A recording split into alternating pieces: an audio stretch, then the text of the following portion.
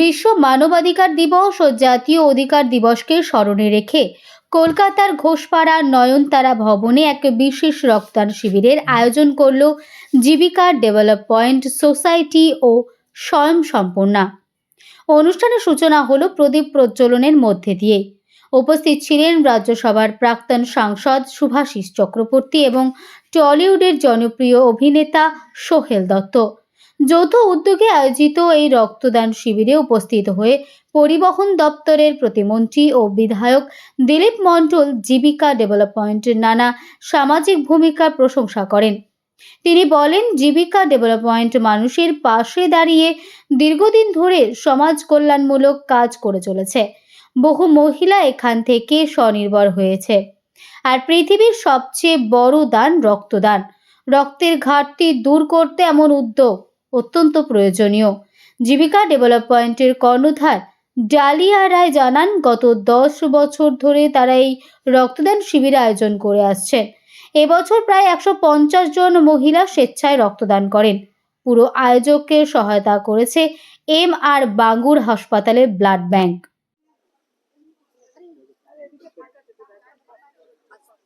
আপনাদের জীবিকা থেকে একটা রক্তদান শিবির হচ্ছে, এখানে একটা ব্যানার দেখা যাচ্ছে নারী নির্যাতন বিরোধী পক্ষকার, ওটা সম্বন্ধে যদি একটু বলেন।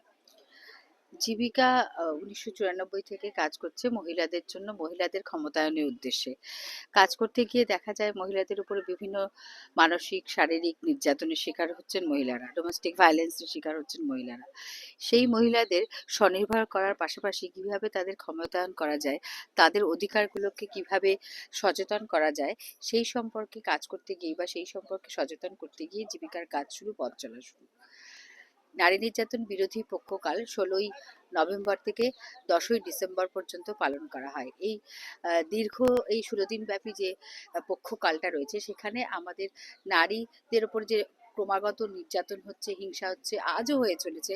মানুষ এত উন্নতি করছে, এত প্রশাসনিক ব্যবস্থা রয়েছে, তা সত্ত্বেও কিন্তু মহিলাদের উপরে নির্যাতন কমছে না। সেই নির্যাতনের পথ থেকে দিশা দেখাতে এবং তাদেরকে তাদের পাশে তাদের অধিকারগুলো ফিরিয়ে দিতে বা তার অধিকারগুলো সম্পর্কে সচেতন করার জন্যই জীবিকা আমাদের দীর্ঘদিন ধরে কাজ করছেন। এবং 10ই ডিসেম্বর এটা হচ্ছে মানবাধিকার দিবস, মানুষের অধিকারের দিবস, জাতির অধিকারের দিবস।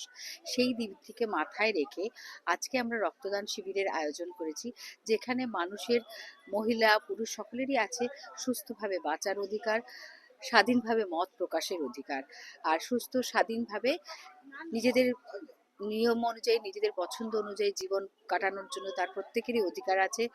সেখানে খাদ্য, বস্ত্র, অন্ন সবই পাওয়ার তার অধিকার আছে, কিন্তু কোথাও না কোথাও সেই অধিকারগুলো ভায়োলেশন হয়। সেই অধিকারগুলো যাতে সম্পর্কে তারা সচেতন হয় এবং তারা তার জন্য লড়াই করেন, নিজেদের অধিকারের জন্য লড়াই করেন, তারই একটা দিবস হিসাবে আমরা এই মানবাধিকার দিবসটাকে পালন করার জন্য এবং রক্তদান শিবির হিসেবে পালন করার জন্য বেছে নিই, যেখানে এই রক্ত দিয়ে মানুষকে কিন্তু বাঁচিয়ে রাখা যায়।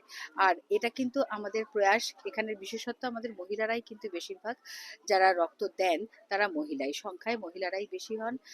প্রত্যেক বছরই আমরা এই বিগত প্রায় 10 বছর ধরে আমরা এই রক্তদান শিবিরে আয়োজন করে চলেছি। মহিলাদের দ্বারাই এটা পরিচালিত একটা সংস্থা এবং জীবিকা ডেভেলপমেন্ট সোসাইটি, এবং মহিলাদের উন্নয়নের জন্য, কন্যা শিশুদের উন্নয়নের জন্য কাজ করে, তাদের ক্ষমতায়নের জন্য কাজ করে। আমরা মহিলা পুরুষ সকলে একত্রিত হয়ে সমাজের উন্নয়নের জন্য কাজ করার জন্য ব্রতী হই। সোশ্যাল ওয়ার্কার হিসেবে কাজ করি, গ্রামের উন্নয়ন পাশাপাশি সকল মানুষের উন্নয়নের জন্য কাজ করি। মানব সেবায় নিজেদেরকে আমরা নিয়োজিত করার চেষ্টা করি। সর্বোপরি আমি বলবো, মানুষের মনুষ্যত্ব যাতে থাকে, মানুষ যাতে সুস্থভাবে জীবন দান করতে পারে। মানুষের একটা অসুস্থতার সময়ে নানান রকমের সমস্যার সম্মুখীন হতে হয়, রক্তের জন্য তার ভীষণভাবে তার একটা প্রাণের আশঙ্কা থেকে যায়। সেই আশঙ্কা থেকে যাতে মানুষকে একটু হলেও দূর করা যায়, তার জন্য আমরা রক্তদান শিবিরের আয়োজন করি এবং রক্ত দিয়ে মানুষের পাশে দাঁড়াতে, মানুষের জীবন বাঁচানোর প্রয়াসে ব্রতী হই। কতজন মহিলা আপনাদের এই সংস্থার সাথে যুক্ত?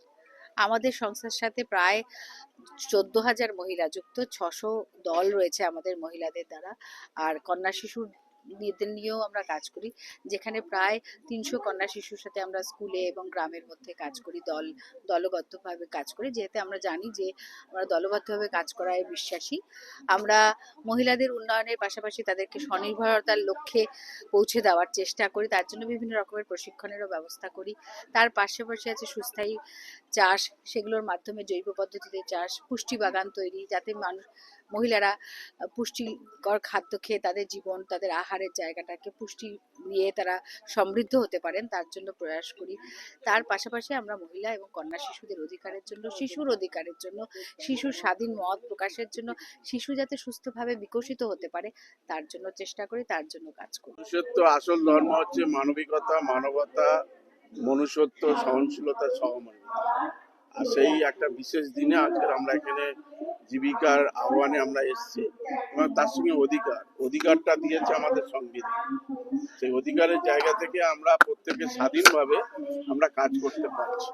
সেই বিশেষ দিনে রক্তদানের আয়োজন,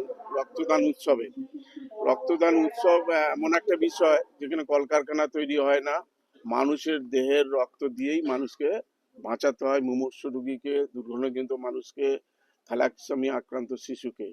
আমরা বলে থাকি, মানুষ হইয়া জন্ম লবিনু মানুষের জন্য করিলাম কি।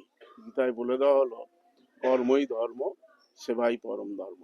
কর্মের মধ্য দিয়ে আপনার পরিচয়, আর সেবার মধ্য দিয়ে আমাদের পরম ধর্ম আমরা পালন করে থাকি। জীবিকা ডেভেলপমেন্ট যেভাবে কাজ করে যাচ্ছে, এটার উদ্দেশ্যে কি বলবেন? এদের উদ্দেশ্য বলে একটাই কথা বলবো, স্বামী বিবেকানন্দ সেই কথায়, না জাগিলে ললনা, এদেশ তো ভাই জাগবে না। তারা নারী শক্তি নিয়েই এগিয়ে চলেছে। তাই নারী শক্তি যদি এগিয়ে যায়, সমাজ এগিয়ে যাবে, দেশ এগিয়ে যাবে। এবং স্বামী বিবেকানন্দ যে কথাটা বলেছেন, বহুমুখে সম্মুখে ছাড়ি কোথা খুঁজিছে ঈশ্বর, জীবে প্রেম করে যেই জন, সেই জন সেবিছে ঈশ্বর।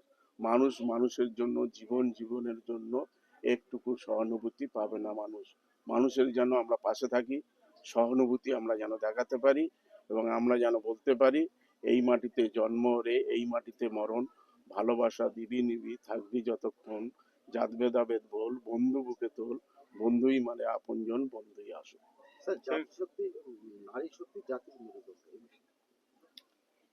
আমরা বললাম তো, নারীকে সম্মান জানানো হয়, আর নারী যদি না এগিয়ে আসে, আর যে নারী শিক্ষিত হন, তার পরিবারের কোনো ছেলে মেয়েরা অশিক্ষিত থাকতে পারে না।